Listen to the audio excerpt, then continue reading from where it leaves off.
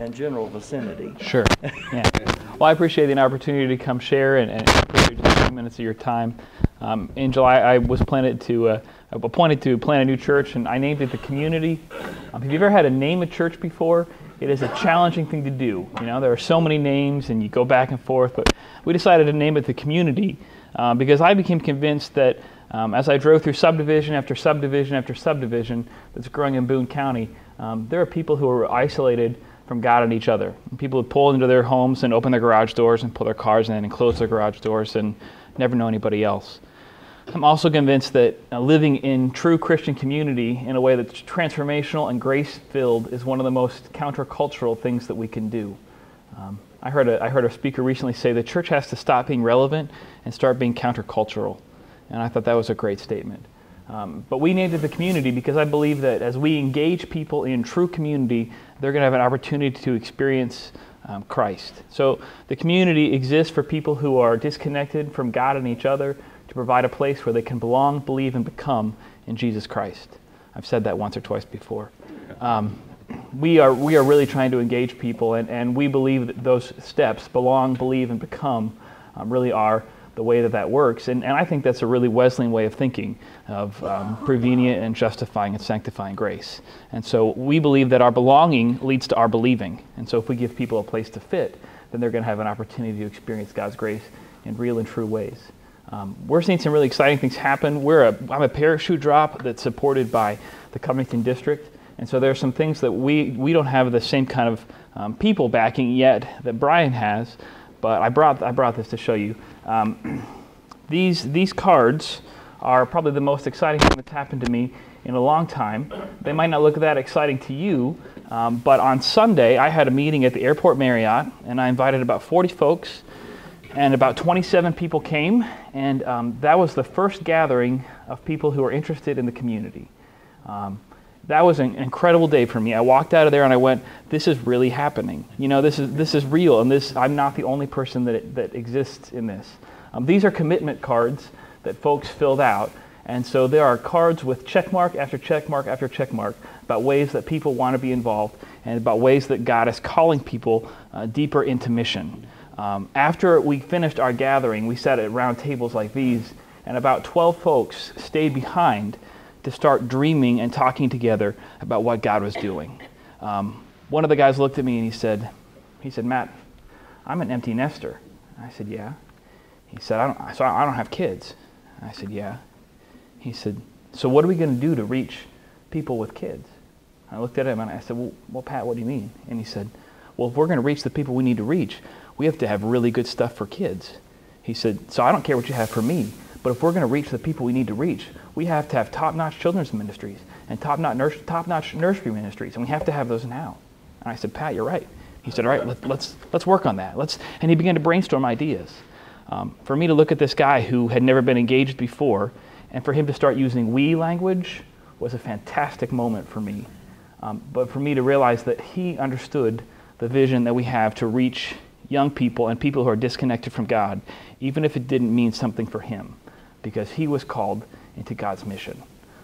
That was a really, really exciting day, and I'm still flying high from that. So these are the 27 cards that really have just made my week. And so I hope you realize how important these are. I'm going to put them back in my pocket so I don't forget them.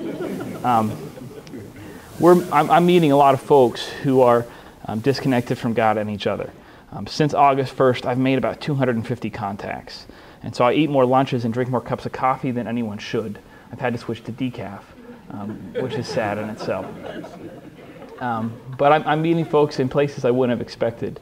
A couple months ago, I became convinced and convicted that Jesus ate with sinners and tax collectors, and so I needed to do the same. And so I started hanging out at local bars.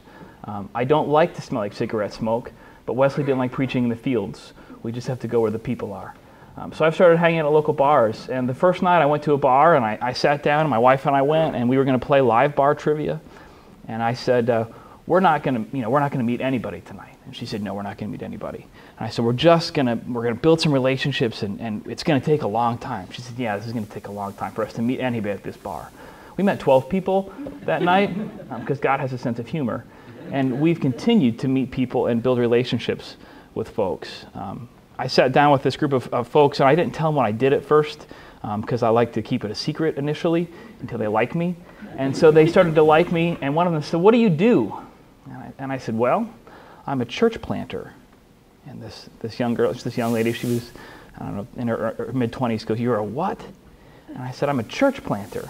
And I told her a little bit what I'm doing and what I see happening, and told her a little bit what I think this could be, and she said, "I want to come." She said, "When you've got something, I want to come to that." And one of her friends said, "Yeah, I want to come to that." And one of her other friends said, "Well, it's hard for me to hate you. I mean, I hate you because you're a Steeler fan, but, you know, I want to come to whatever you're going to have." So we started to pray about what maybe that would be, and felt led to maybe start a service in this bar. So I sat down with the bar owner. He's a young guy. He's my age.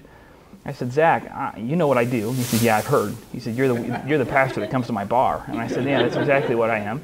I said, "I want to start a service in your bar, Sundays at noon before the football games.